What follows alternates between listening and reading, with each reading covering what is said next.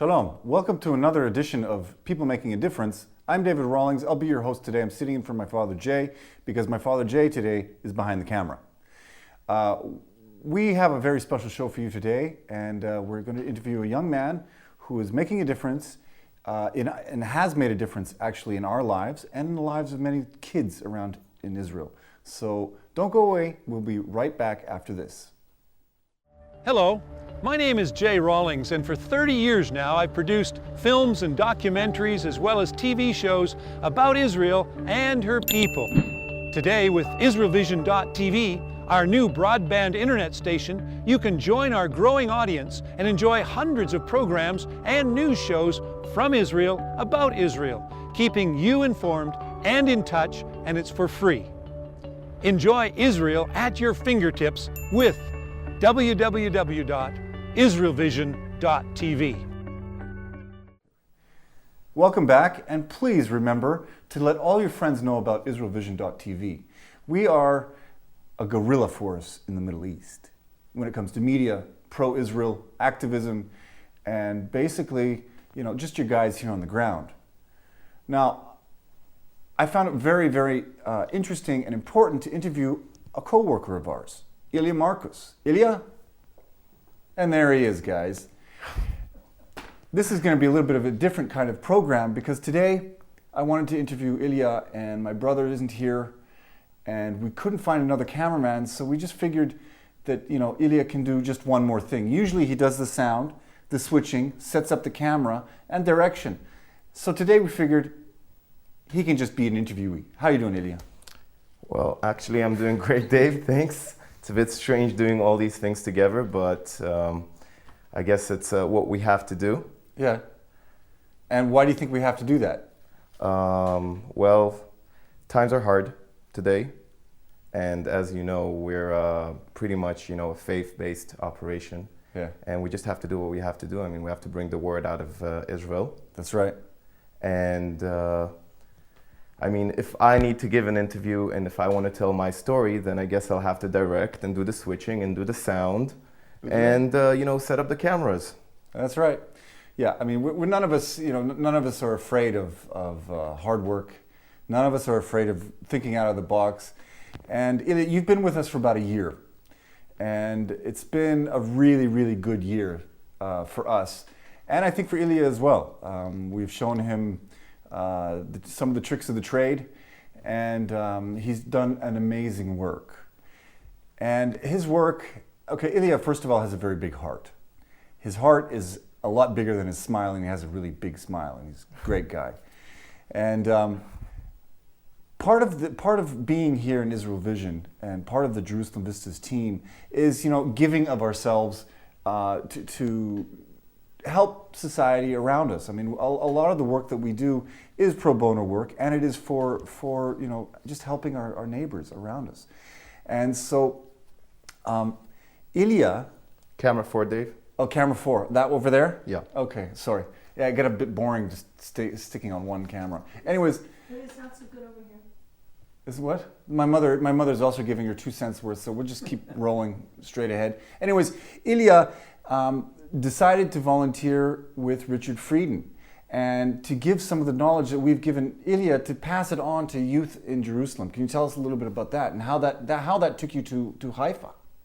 Okay, well, first of all, I'll tell the beginning of the story. Right. What happened is I just came into the office about a year ago, and I was just starting to edit the People Making a Difference programs. And I figured, I was watching this program that you made with a guy called Richard Frieden, as you said. And it was for the first time that, it's funny to say that, I was really interested in what he had to say. The reason is that I know Richard from the past. When I was 16 years old, and maybe was a bit of a troubled teen myself, I used to go to a place that Richard did that's called a jam. And he let me and my band play some punk music there. Punk, yeah. Oh. And it was a very open organization, and what their cause was getting kids off the street. Right. And there I am sitting in my nice office using my fancy editing programs, and I'm hearing about Richard doing a media project with kids that are 16 years old and are troubled and don't have anything constructive to do with their lives. That's right. So all of a sudden I had this gut feeling that that's actually something that I can make a difference in. The next day I called Richard and I told him, Richard, I want to come over. You better switch your camera again somewhere. Yeah, get sure. a different, yeah. Okay, there you go. So now we're on wide. Okay, great. So I said to myself, I have to go and talk to Richard. I met Richard and I told him, I want to volunteer for you. I want to do whatever I can with you. And he said, as soon as we get a budget, you're on the crew. We're going to have 3 kids, 4 kids from Haifa, from troubled families, from very hard places. Like what? What sort of kids are you talking about? We're talking about kids that, you know, maybe have abusive parents. We're talking about kids that maybe, yeah, I'm on one. Well, Jay can also move. Okay. Get you in frame too. Yeah, sure. Jay, move on to, thank you. Okay. Yeah, see, there's a good frame. So we're talking about abusive parents. We're talking about. What do you mean abuse? Are you talking like verbally? Maybe verbal, physical. I mean, I didn't get into those points with those kids because we really wanted the whole point of these 4 days we spent together was to get them out of it, to get them out of Haifa, and to get them into Jerusalem, to give them something constructive to do, give them something positive, and for it to be fun. It wasn't only about like teaching them how to put up a camera or how to do white balance or sound or switching or anything like that. It was a bit higher than that. It was just getting them out of the mentality of their neighborhoods, to getting them out of that mentality and trying to give them something positive. Maybe one of them one day is going to become a director or a great cameraman. Who knows? But it wasn't the point. The point was just making some sort of a difference in their lives. So the camera's on you now. So the camera's on me. So I suggested we should go and actually see what Ilya edited put together from these kids and their camera work. And let's just take a look at it, Ilya. Let's go. Okay.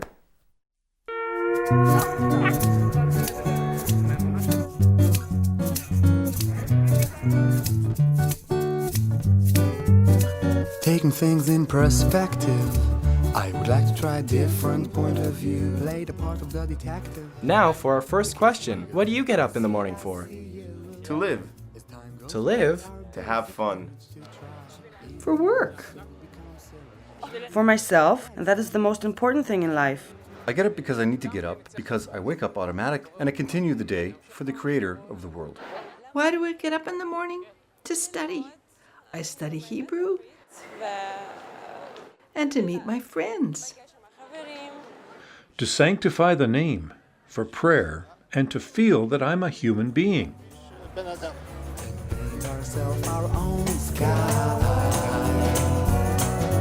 Pure understanding would not make it simpler. Who loves you? I'm sure the people around me, the people that I know and am in interaction with, but most of all, the creator of the world. And that's enough for me. Do you know why they love you? You need to ask them. Because of who I am. I think in every person there is something beautiful. So what is beautiful about you? Maybe dedication. Are there people that love you? I hope. And why do you hope they love you? Well, first of all, because I'm related to them. Do you think there are qualities about you that they love? What a question. It's a bit hard to answer. What does it mean, character? I'm a simple Jew. What are the qualities that you love about yourself? There are not a lot of qualities about myself that I love. Because I'm a good friend. Because there are a lot of people who can count on me, which is nice. The story starts where it's ended. We had a chance of fighting back once more. Every time we were offended, we would take a walk along the shore. Then we used to find the time for questions. So what do you have faith in? I believe in Hashem and also in people. I'm a believer. I'm a Muslim. I have faith in God. What do you have faith in? I don't believe in, I don't know. Is there a God? Maybe. Created the world? There's a chance. There is something beyond human beings. that we don't have a grasp on. But he doesn't decide for me how to dress or what to do. People have created that to avoid responsibility. I have faith in the creator of the world, and I believe that he is one, He's the one? and that he has power over all. You should try it. It's good. So what do you have faith in? In myself. Yes, I believe in myself, but not in God, in man. What do you have faith in? Yeah, whatever she said. Get real. He believes in God. I believe in God. I do whatever comes to my own head. I am my own God. A person that does not have the same faith as you do, would you treat them differently? I don't hate anyone. If he doesn't believe, I don't hate him just because of that. Sometimes it makes me angry, and there's nothing I can do about it. An opinion is an opinion. So what makes you angry? Don't be offended. How can you even believe in something that you can't even see? If you can't see it, how can you even believe in it? Do people with weaker faith bother you? It doesn't bother me. I can understand them. I can understand what they're feeling. It doesn't bother me. I don't have a problem with people not believing. Do you have a problem with people who are from a different religion? I don't have a personal problem with them, but every person has his way. I usually hang out with people who are believers in the creator like me. But when I'm around people who are less religious than me, I think it kind of affects you and tones you down and gives you a different understanding about them.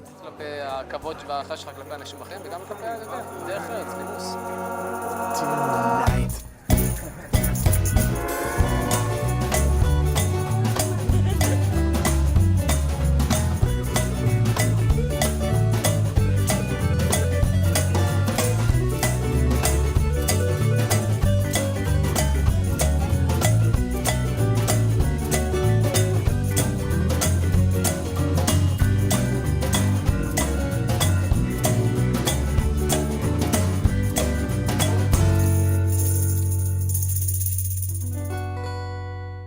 Because that'll fill up. Okay. Yeah, so we're back on camera 4. Okay.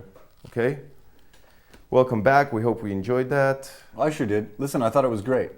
The guys obviously need a little bit of more help on maybe a little bit of framing and iris work. But other than that, I think it's pretty good for the first time. Like, is this the first time these kids touched a camera, basically? The day they came in they were in complete shock. They didn't know anything, obviously. So we really went over the basics of how to open a tripod and what's the safe way to put a camera together, Right. And so we literally taught them from nothing. Right. Now, so Richard he's a great guy because he's got really good equipment. And he just let the kids go crazy with it. To be honest about it, Who lets that happen? Before I went into the project, I was actually almost surprised. I'm thinking to myself, and we really value every bit of equipment we have here because, that's our milking cow. That's what helps us to create what we're doing. Without it, we don't have anything. That's right. And we need more. And Richard just takes this equipment that he got from donations and from help from other people to create all of this. What an incredible guy. Gives it to people, 16-year-old kids. I remember myself 16-year-old. The only thing I knew how to do things is how to break them. When you're 16, yeah. Yeah, I could only take things apart. Right. And he gives them a camera in their hands and he tells them, we trust you and we want you to do something with it. Right. And that's the amazing thing here. Right. Is for these kids to all of a sudden have someone trusting them, have someone believing in them. Right. And willing to teach them something new. Yeah. And I was very happy to be a part of it.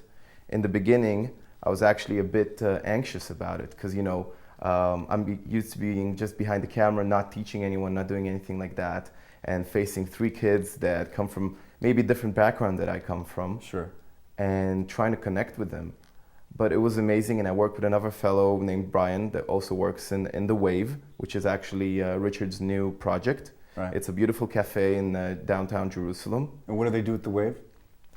In The Wave, it's first of all a cafe, so they want it to be a community place. Right. So they want people to come there. So it's the same idea of getting kids off the street, giving them something to do. Exactly. Right. So they want people to come, like they're just across the street from Sem Spiegel, which is a very famous Jerusalem film school. Yeah. So the students, they can come in and they can have a coffee just for fun. I mean, it's not a coffee place. They don't sell the coffee. People can just sit there and have a talk, and they have shows there, music shows once in a while.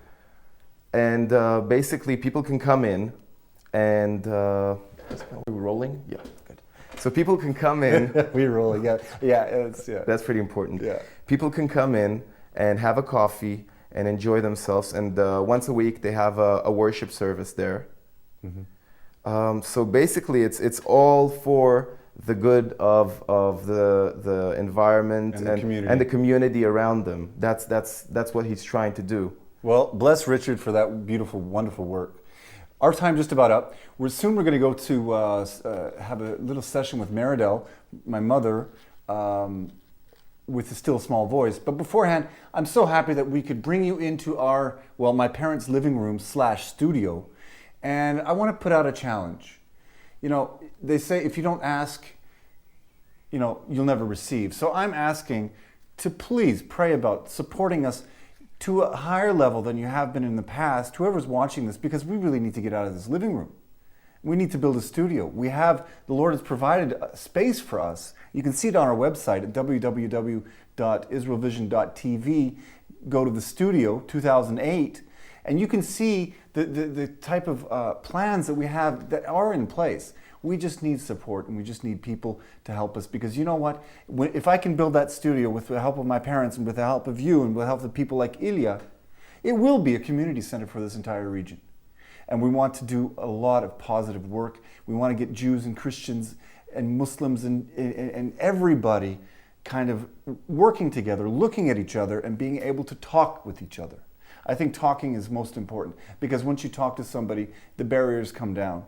I'm not saying we can solve anything, but if we can make the difference in the lives of one person, then we've made the difference in the lives of that one person.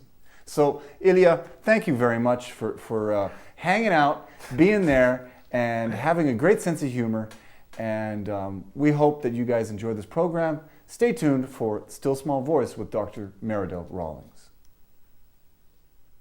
It's a wrap. Good.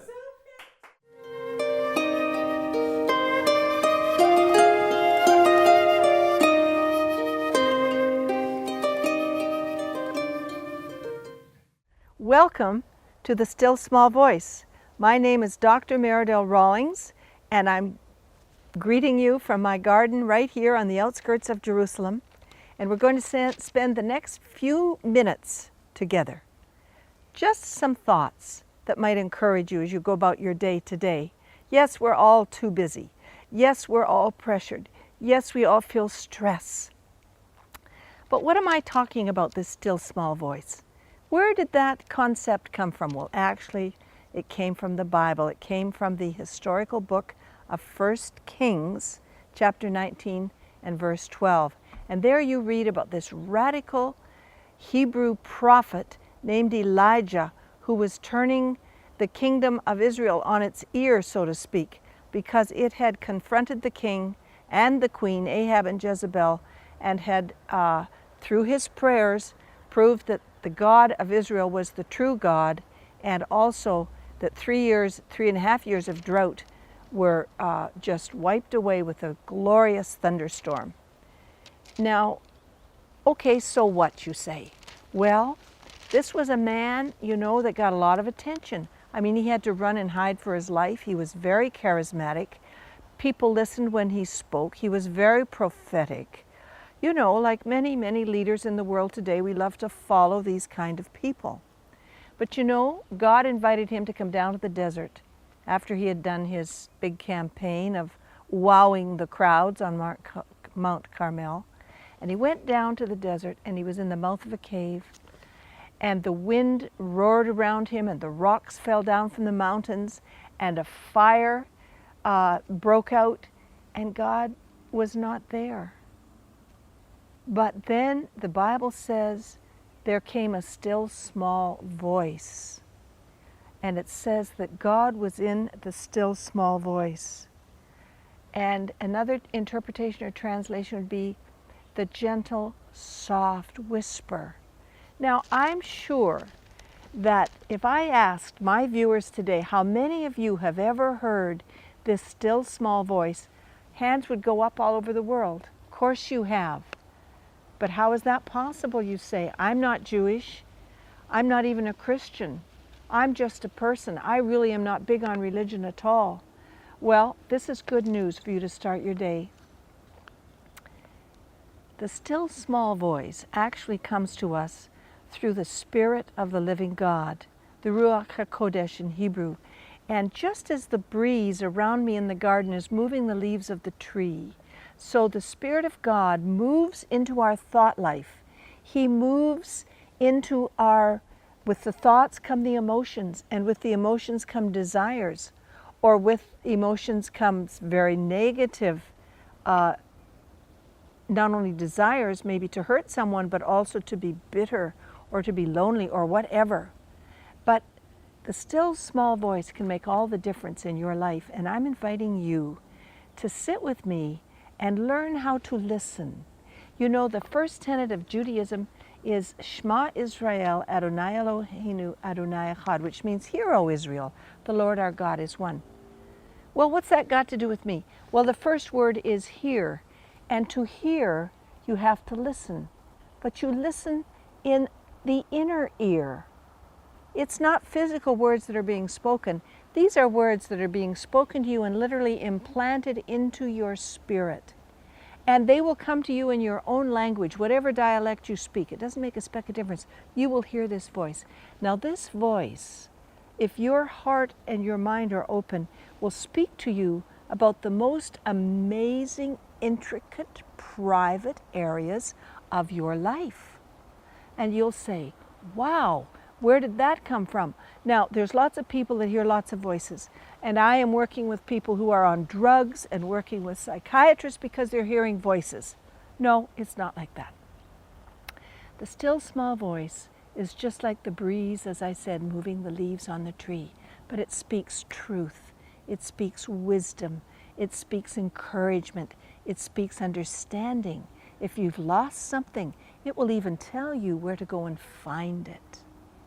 If you're having problems with a relationship, this precious voice will speak to you, and you will have a very creative idea of how to begin to bring some kind of a change if there is an impasse. Can you imagine what this means in our lives today, when really the most important things we have are relationships? And so I'm encouraging you to listen for the still small voice. I write a newsletter and a thank you letter by that title. And if you'd be interested in getting that letter, I invite you to come to my website, www.stillsmallvoice.tv. But okay, I've been talking about the Jewish side of things. Let's talk about something Jesus said in Mark 12, chapter 30. And I'll just read it very briefly because we don't want to get religious here, but we want to be life-giving. This is what Jesus said when he lived here in Israel. He said, the first of all the commandments is, Hear, O Israel. I gave that to you already. The Lord our God, the Lord is one. Now, and you, beloved viewer, shall love the Lord your God with all your heart and with all your soul and with all your mind and with all your strength. This is the first commandment. Now, the challenge is you can't hear unless you invite the still small voice to come into the center of your being and you give him the rights to speak to you. You see, we can go into some details in some of my other still small voice segments, but God does not overrule your sense of will. He wants you to choose to hear. He wants you to choose to listen. And I'm going to challenge you right now to be still at the end of this program and dare to send up a little request. You know, prayer is like a thought. and say, I would like to hear this voice. And when you hear it, I want you to write down what is said. Never will it be destructive to your life. Never will it be a negative word. It will always be an instruction to build you up, to give you direction, and to bring you hope. Well, that's enough for now, but there's your challenge. I invite you to listen to the still small voice. Meet me on my website, www.stillsmallvoice.tv. Shalom for now.